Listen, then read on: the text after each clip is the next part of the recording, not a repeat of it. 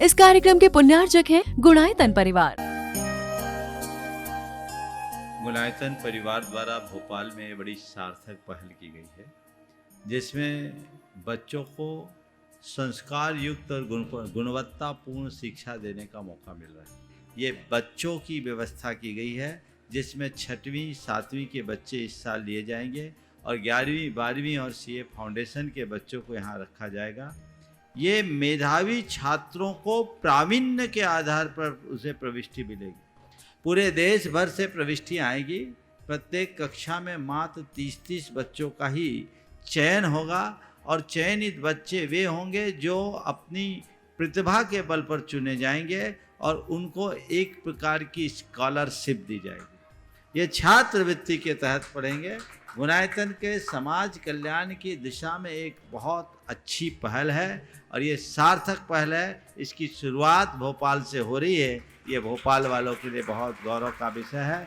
इसके लिए गुणायतन के साथ विद्यासागर इंस्टीट्यूट और सेज और एपीटी, इन तीनों को भी मैं बहुत बहुत आशीर्वाद देता हूँ।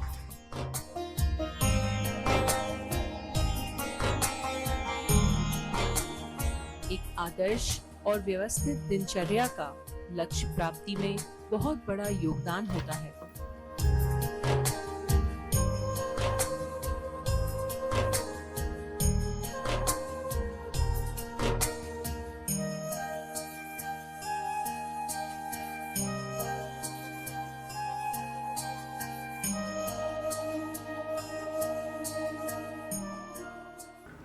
दीपावली बीत गई। आज 9 संवत्सर का शुभारंभ हुआ। भगवान महावीर के निर्वाणोपरांत वीर संवत शुरू हुआ। भगवान महावीर के निर्वाण के 2550 वर्ष बीत गए।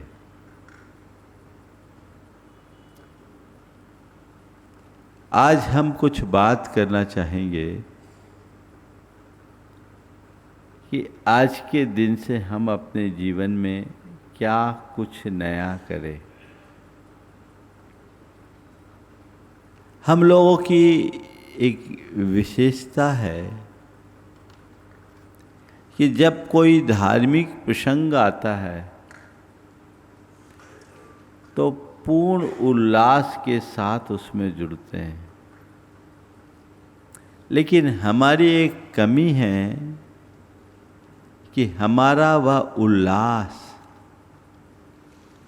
उस आयोजन तक सीमित होकर रह जाता है। संत कहते हैं हमारे मन का उल्लास किसी आयोजन तक सीमित न रहे, अपितु वो हमारे जीवन की हर श्वास में बस जाए। मेरी एक एक उच्छ्वास उल्लासमय बने। उसके लिए क्या करना है? हर दिन को अच्छा दिन मानना है। हर काम को अच्छा काम कर मानना है। हर व्यक्ति को अच्छा व्यक्ति देखना है और हर प्रसंग को अच्छा प्रसंग मानना है। बस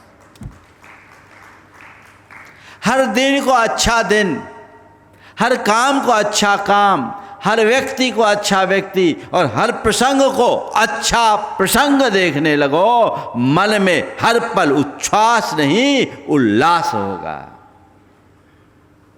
कभी आपने सोचा आज अच्छा दिन है, दिवाली का दिन है, बड़ा उल्लास, पूरा परिवार इकट्ठे। तो भैया दिवाली को हर दिन दिवाली मनाओ ना। आप लोग बोलते तो हर रोज दिवाली है, घर घर में खुशहाली है। तो ये जो आज मैंने एक अच्छा दिन महसूस किया है, क्या इसे रोज नहीं किया जा सकता? सच्चे अर्थों में देखा जाए तो न तो कोई दिन अच्छा होता है, न ही कोई दिन खराब। अच्छा और बुरा तो हम अपनी धारणा से बनाते हैं। भगवान महावीर का आज निर्वाण दिवस है, इसलिए आज का दिन अच्छा दिन है। आज ये दीपावली है, इसलिए आज का दिन अच्छा दिन है। हमने अपनी धारणा में इस दिन को अच्छा दिन बना लिया, क्योंकि उस दिन को एक अच्छी घटना घटी। मन में अच्छा संकल्प हो जाए तो हर दिन अच्छा दिन बन सकता है।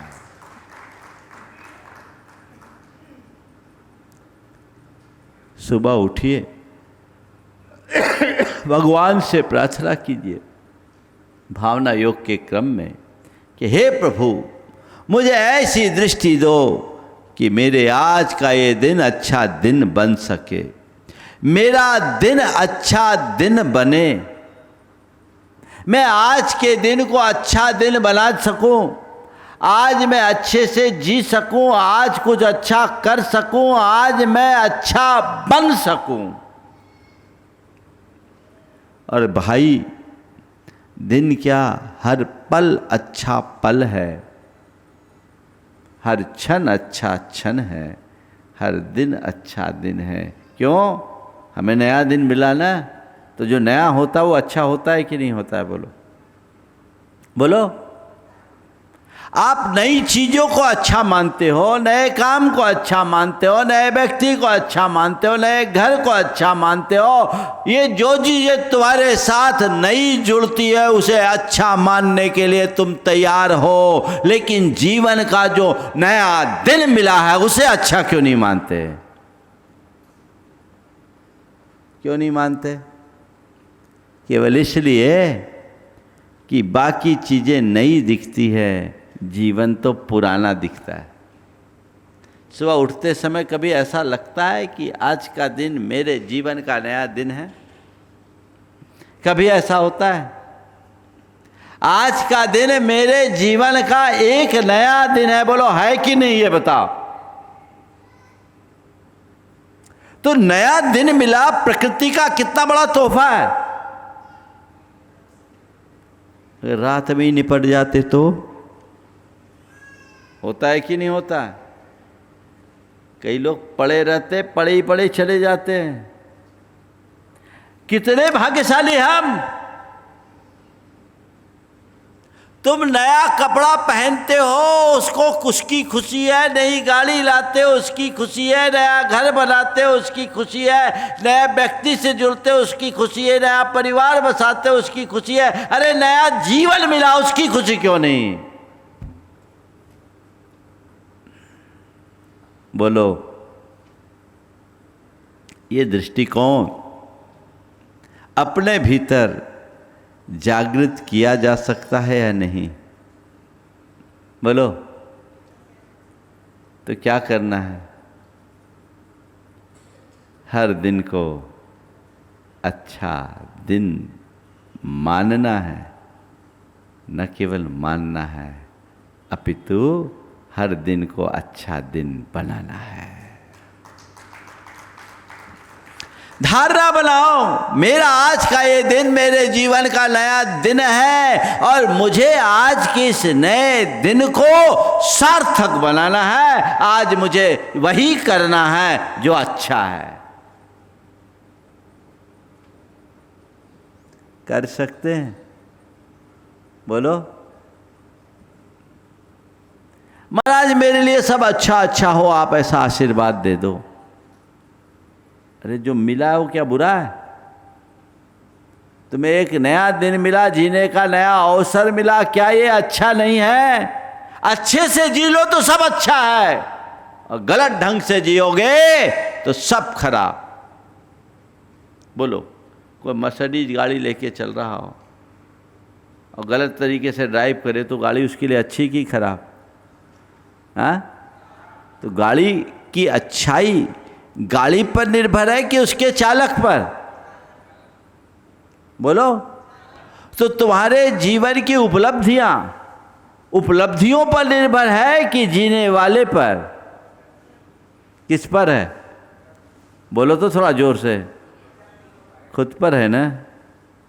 तो तुम्हें जो मिला है क्या कमतर मिला है? हिसाब लगाओ। क्या क्या नहीं मिला तुमने? क्या क्या नहीं पाया? कितना नहीं पाया? बहुत कुछ पाया।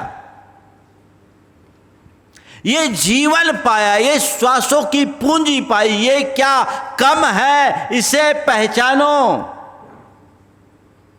और हर दिन को अच्छा दिन मानो।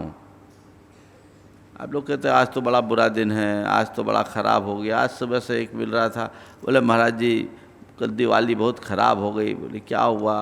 बोला महाराज सोना चला गया, सोना खो गया।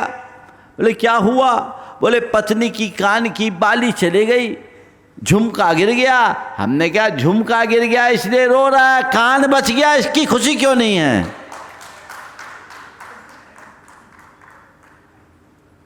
चला गया, चला गया, वो तो जाने वाली है। आज झुमका गया रे, जिंदगी जा सकती है, जीवन खत्म हो सकता है। सोच को यदि हम पॉजिटिव बना करके चलते हैं, अपनी सोच सकारात्मक रखते हैं तो हर पल खुशी और आनंद से जीने का सौभाग्य पा सकते हैं।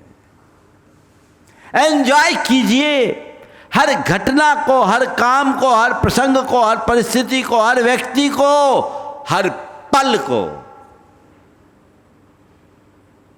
तो क्या करना है?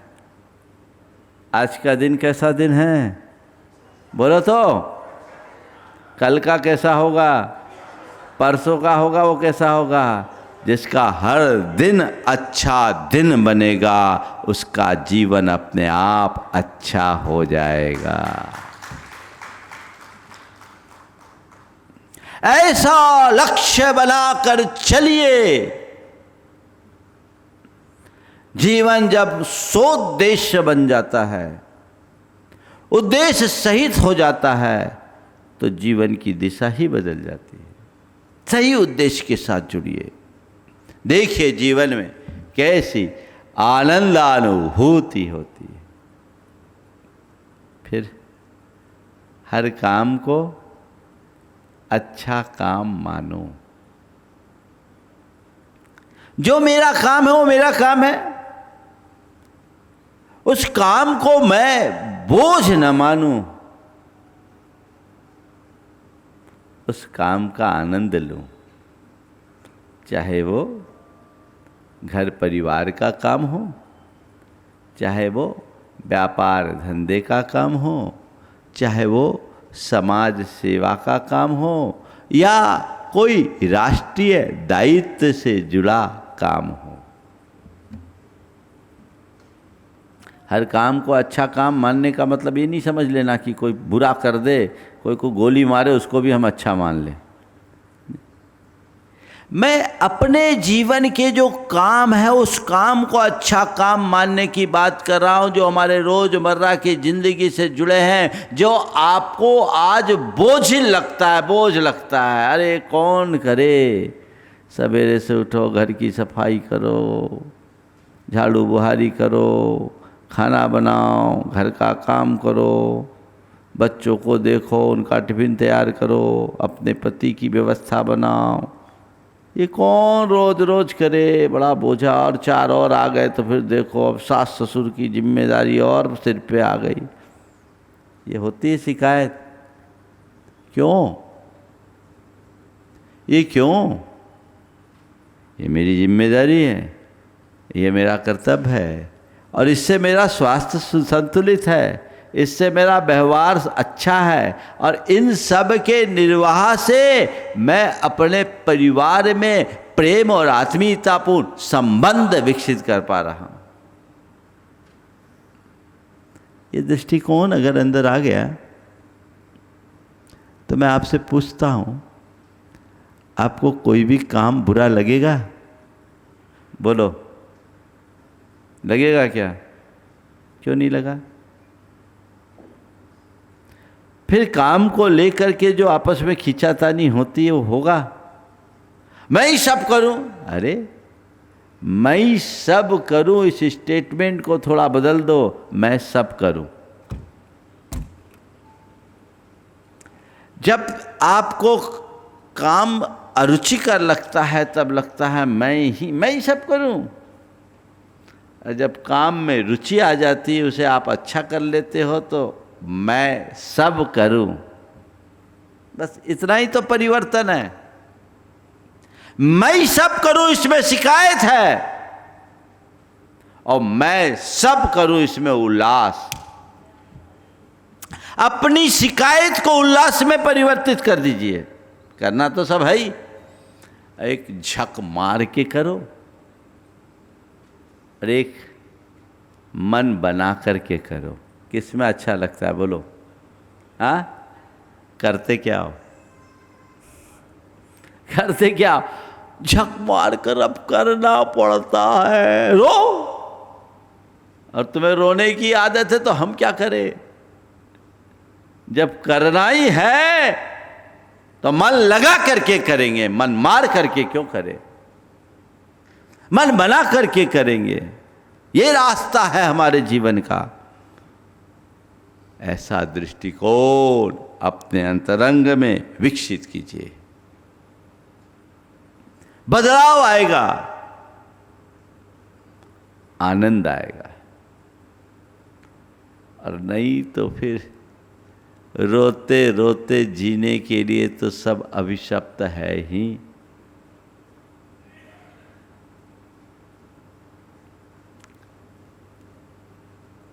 एक बड़ा विचित्र प्रसंग मेरे सामने आया। विवाह हुआ, पति एक आईटी कंपनी में जॉब करता था, डायरेक्टर था, सीनियर पोस्ट पे था, खुद वो आईआईटीएन था। विवाह हुआ, उसकी धर्मपत्नी आई, वो भी जॉब करती थी। अब समस्या ये आ गई कि घर का काम कौन करे। जब तक दो थे तब तक तो पत्नी सब काम कर लेती थी। संयोग ऐसा बना कि लड़के की माँ बीमार हो गई। उसने गांव से माँ पिता दोनों को बुला लिया। अब पत्नी कहती है मेरे से नहीं होगा, आप लाए हो, आप जानो, आपके मम्मी पापा है। मेरे से नहीं होगा, आप लाए हो, तुम लाए हो। आप तो अब कुछ सुनने को कहाँ मिलता है। तुम लाए हो, ये तुम्हारे मम्मी पापा है, तुम जानो। उसने कहा कोई बात नहीं, तुम बिल्कुल परेशान मत हो, ये तो अपन सबकी जिम्मेदारी है। मैं तुम्हें बिल्कुल भी किसी भी तरीके से परेशान नहीं करना चाहता। तुम निश्चिंत रहो, तुम्हारा काम भी मैं कर लूँगा, कुछ नहीं, क्या फ़र्क पड़ता, मैं 1 घंटा पहले उठ जाऊँगा। पापा कुछ कर नहीं पाएंगे, माँ की स्थिति नहीं है, अपने पास हम दोनों के अलावा कुछ है नहीं। तुम्हारी स्थिति भी मैं देख रहा हूँ कि तुम्हारा शरीर थक जाता है, हम तो ठीक है, हम कर लेंगे, हम स्वस्थ है। कल से सारा किचन मैं संभालूंगा, चिंता मत करना, तुम्हारी भी व्यवस्था मैं कर दूंगा। वो जुट गया। एंजॉय करे, आनंद। अब जब वो काम में लगा और सब कुछ कर दे, पत्नी की भी अनुकूलताएं बनाने लगा, तो पत्नी के मन में खुद लगने लगा कि नहीं ये गलत है, इनको करना चाहिए। इस बीच उसके किसी मित्र ने कहा क्या तुम घर का काम तुम ही करते हो, तुम्ही को करना पड़ता है। बोले क्या फ़र्क पड़ता है, हम दोनों प्रोफेशनल हैं, दोनों जॉब करते हैं। जितनी मेहनत मैं बाहर करता हूँ उतनी मेहनत वो करती है। जितनी थकान मुझे, उससे ज़्यादा थकान उसको आती है। उसका शरीर मेरे अनुकूल नहीं, मैं तो योग अभ्यास नियमित करता हूँ तो मैं फिट हूँ। तो और मैं मानता हूँ कि काम करते रहने से मेरी फिटनेस और बढ़ जाती है। इसलिए मुझे काम बोझ नहीं लगता, काम में भी आनंद आता है, मैं आनंद से जीता हूँ। मैं आपसे पूछता हूं, अगर ऐसी कोई परिस्थिति तुम्हारे साथ बने तो तुम्हारी क्या स्थिति होगी? बोलो। इसका कोई स्थायी समाधान निकालोगे या रोना धोना या झगड़ा झंझट शुरू कर दोगे? बोलो, क्या करोगे? बाई तो अब मिलती नहीं है, गई बाई बहुत कठिन हो गई। अब मान लो बाई भी नहीं मिले तो क्या होगा? सेम सिचुएशन अगर ऐसी बन गई तो क्या करोगे? बोलो।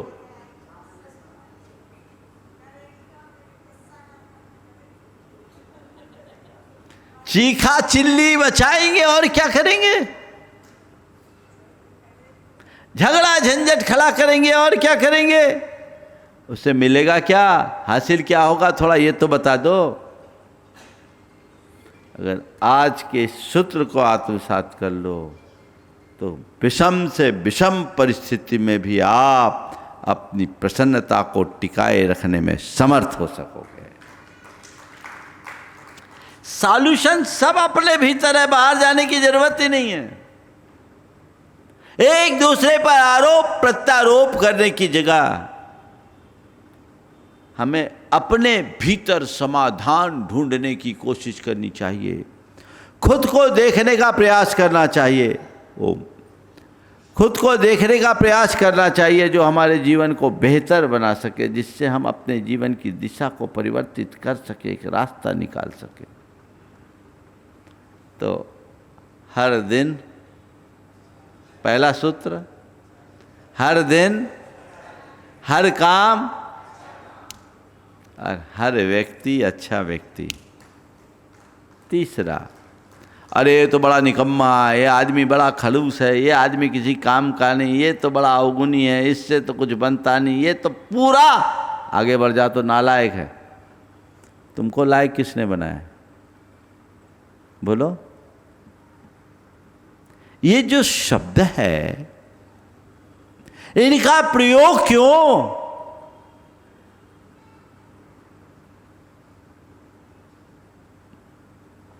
किसी अंग्रेजी विचारक ने बहुत अच्छी बात कही, every man is a volume if you know how to read it. हर आदमी अपने आप में एक ग्रंथ है, बशर्ते तुम ये जान सको कि उसे कैसे पढ़ा जाए। कोई आदमी बुरा नहीं होता, परिस्थितियां उसे बुरा बना सकती है, लेकिन बुरे से बुरे व्यक्ति का भी अच्छा उपयोग किया जा सकता है। बुरे से बुरे व्यक्ति का भी अच्छा उपयोग किया जा सकता है।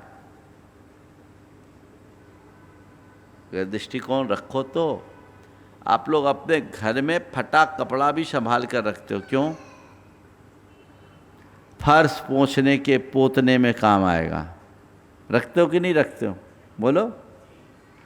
रखते हो? संभाल के रखते हो? काम में आएगा। तो घर में थोड़े से फटे पुराने कपड़ों के लिए तुम्हारे दिल में जगह है, तो किसी मनुष्य में यदि कोई स्वभावगत दुर्बलता है उसके लिए जगह क्यों नहीं? सोच बड़ी रखिए। व्यक्ति में बुराई हो सकती है पर व्यक्ति बुरा नहीं हो सकता। बुराई निकल जाएगी तो वही अच्छा हो जाएगा। अंजन को निरंजन बनते कितनी देर लगी? बोलो। अंजन चोर कितना खतरनाक था कि नहीं था? हाँ था। अंजन चोर को निरंजन बनने में कितनी देर लगी? अरे वो तो बड़ा बुरा था, बुरा था, बुरा था, बुरा था, बुरा था। जिनकी नजर में बुरा था वो आज भी बुरे बन गए, लेकिन हमने जिसे बुरा कहा आज अंजन निरंजन बन गया।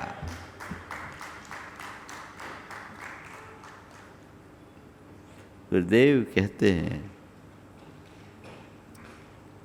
पापी से नहीं पाप से घृणा करो। क्या करो? व्यक्ति से नहीं, उसके अंदर की दुर्बलताओं से आप विचार करो। दुर्बलताएं हर किसी में आती है। कौन अपने आप में पूरा है? बोलो। किसी में 2 हो, किसी में 4 हो, किसी में 8 हो, किसी में 10 हो। यही अंतर आएगा ना। 100% तो कोई नहीं है। बोलो, है इस दुनिया में? ऐसा कोई प्राणी संसार में नहीं है जिसके जीवन में केवल गुण और गुण ही हो। एक भी प्राणी ऐसा नहीं है जिसमें केवल गुण और गुण ही हो, अवगुण ना हो। कैसे? हो ही नहीं सकता। संसार में अवगुण ना हो तो संसार कैसे? एक ही प्राणी इस धरती पर है जिसमें केवल गुण है, अवगुण एक भी नहीं। वे हैं भगवान। कौन है? तो हम तो धरती पर इंसान से मिलते, भगवान से तो मिलते नहीं। तो भगवान तो कोई है ही नहीं जिसमें केवल अच्छाई हो, बुराई ना हो। लेकिन भाई, हम अच्छाइयों को देखें, बुराइयों को नज़रअंदाज कर दें तो हर व्यक्ति का अच्छा उपयोग कर सकते हैं। उसे कोसने की जगह हम उसके काम आ सकते हैं, उससे काम ले सकते हैं। एक बार की बात, एक स्थान पर हम थे, वहाँ किसी व्यक्ति ने कुछ अभद्र टिप्पणियां की धर्म और धर्मात्माओं पर। जिस व्यक्ति ने टिप्पणी की वो थोड़ा दबंग किस्म का आदमी था। जितने धर्मी लोग थे, कोई की हिम्मत नहीं पड़ी उससे मिलने की, उससे बात करने की। पर एक आदमी उसके पास गया अकेला, दिलेरी से, और भिड़ गया कि तुमने ये टिप्पणी की तो क्यों की, बोला तो क्यों बोला, तुम्हारी हिम्मत कैसे हुई। वो आदमी भी अपने आप में दबंग था। उससे लिखवाया, क्षमा पत्र लिखवाया कि मैंने जो कहा गलतफहमी में कहा, मैं अपने शब्द वापस लेता हूँ। लाके लोगों को सौंप दिया। हमने पूछा ये आदमी कौन है भाई? बोला महाराज कभी मंदिर नहीं आता, आप नहीं जानते इसको, कभी नहीं आता। और आज भी बोला कि चलो महाराज से आशीर्वाद ले लो। बोले मेरे को दूर से ही आशीर्वाद है, मैं यहीं अच्छा हूँ। जिस दिन मैं महाराज के पास जाने लायक बन जाऊँगा मैं खुद से जाऊँगा, लेकिन तुम तो जाओ, हमारी नमोस्तु कह देना, अभी हम जाएंगे नहीं। अब बोलो, कभी मंदिर न जाने वाला व्यक्ति, यद किंचित व्यसनों में लिप्त रहने वाला व्यक्ति भी वो काम कर दिया जो धर्मात्मा नहीं कर पाए। अधर्मात्माओं के बस का भी नहीं था। तो बोलो, कहावत है ना, कभी कभी खोटा सिक्का भी काम में आता है। ये कहावत निराधार है क्या? पर तुम तो खरा सिक्का को भी खोटा साबित करने में लगे हो। खोटा का क्या काम लोगे? किसी भी व्यक्ति के प्रति पूर्वाग्रह मत बनाइए, उसे समझने की कोशिश कीजिए। अगर उसमें कोई बुराई है उसके प्रति सजग रहिए, पर उसकी अच्छाई का उपयोग करने में चूक मत कीजिए। ठीक है? देखो कैसे दृष्टिकोण अगर सकारात्मक होता है तो उसका कितना अच्छा परिणाम होता है। एक व्यक्ति का अपना व्यवसाय था, अपनी दुकान थी, अच्छा खासा काम था। उसके बाजू में एक दूसरा व्यक्ति ने वही काम शुरू कर दिया। बेटे के मन में चिंता हुई कि पापा वो आदमी बड़ा खतरनाक है और अपने बाजू में दुकान खोल लिया, अब अपना धंधा थोड़ा प्रभावित होगा। उसने कहा बेटा बिल्कुल बिल्कुल चिंता मत करो, हमें उसके लिए धन्यवाद देना चाहिए। बोले क्यों? बोले उसके दुकान खोलने से लोगों को खुद पता लग जाएगा कि हमें किससे क्या लेना है, और उसके दुकान खोलने से हम लोग अपने व्यवहार के प्रति ज़्यादा सचेत होंगे, तो ये हमारे सुधार का कारण होगा। अब हमें अपने ग्राहकों को और सजिंदगी से डील करना है, जिम्मेदारी से डील करना है, अपनी साख को ऊंची रखना है और व्यवहार को विनम्र बनाने का संकल्प ले लो। तो ये मान के चलो वो तुम्हारे नुकसान के लिए नहीं, तुम्हारे जीवन को निखारने के लिए आया है। क्या दृष्टिकोण! उन्होंने वैसा किया और नतीजा, बाजू में दुकान खुलने से इनकी दुकान और चली और उसके बाद 2 दुकान और खुल गई। उनने बोला अरे अच्छा, अब तो पूरा मार्केट बन गया, ये मार्केट बन गया। अब जितने ग्राहक होंगे आएंगे, ध्यान रखना, जितनी दुकान खुलती है उतने ग्राहक बढ़ते हैं बेटा, चिंता मत कर।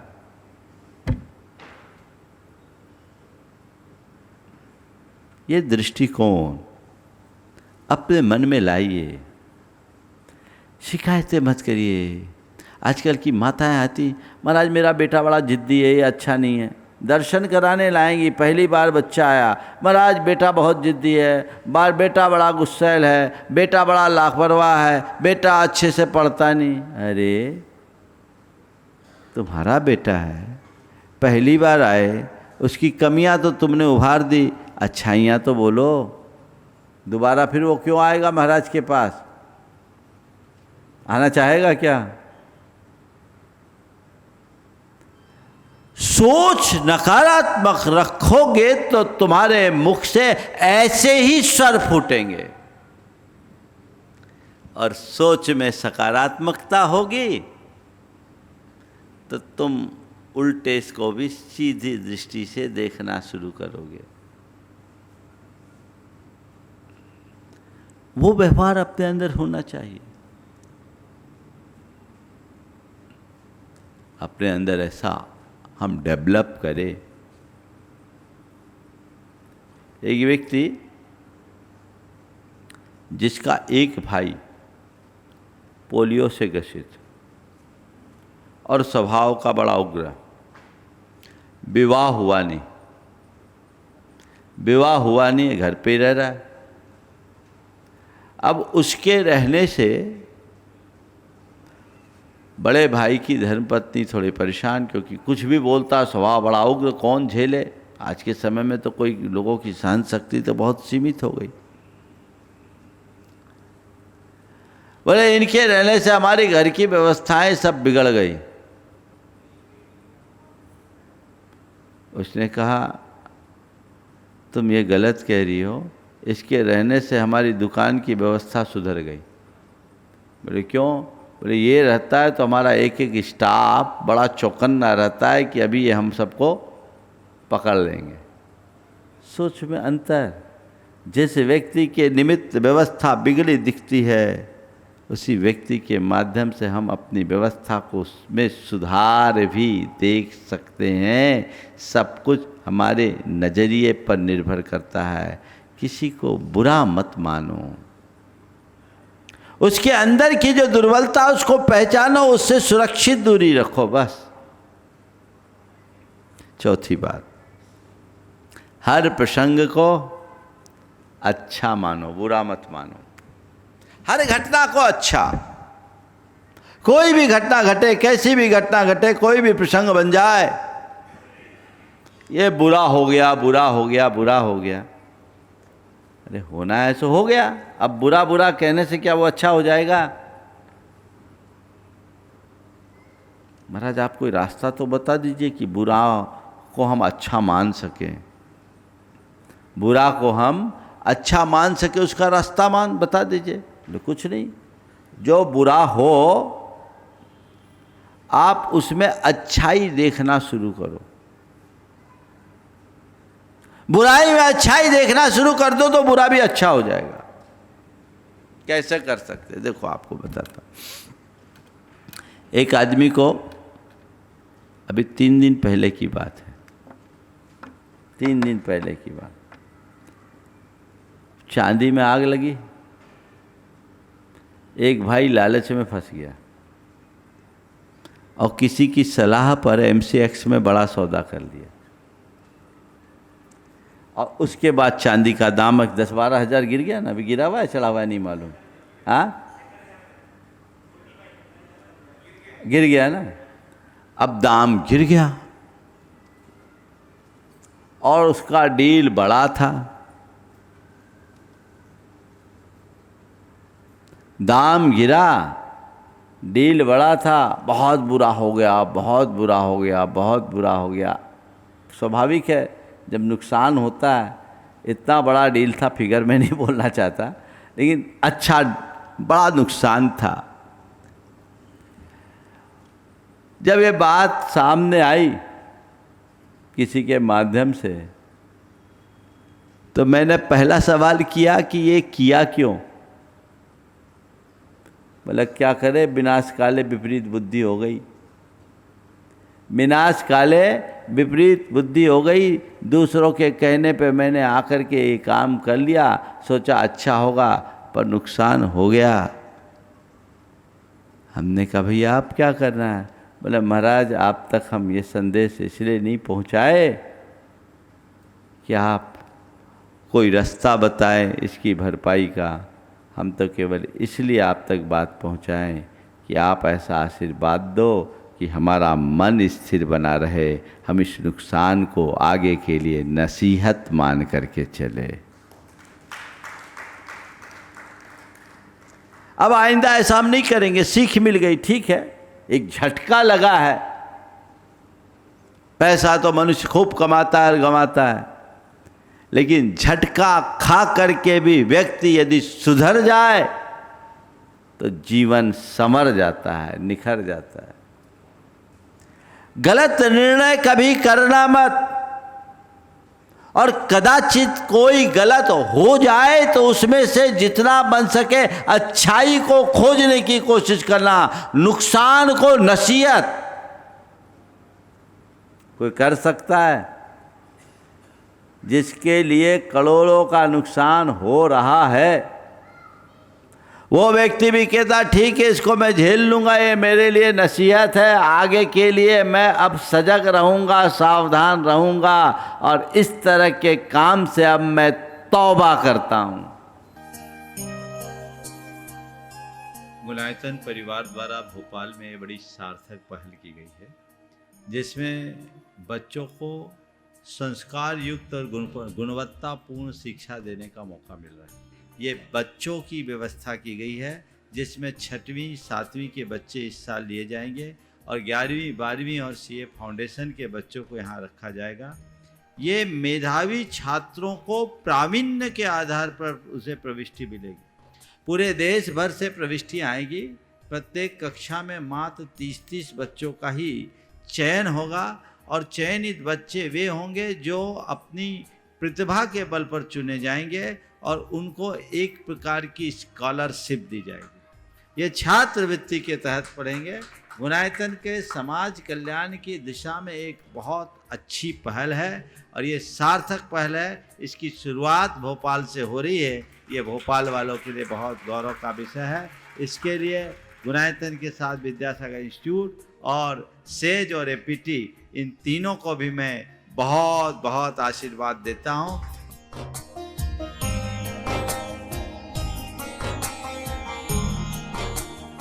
एक आदर्श और व्यवस्थित दिनचर्या का लक्ष्य प्राप्ति में बहुत बड़ा योगदान होता है।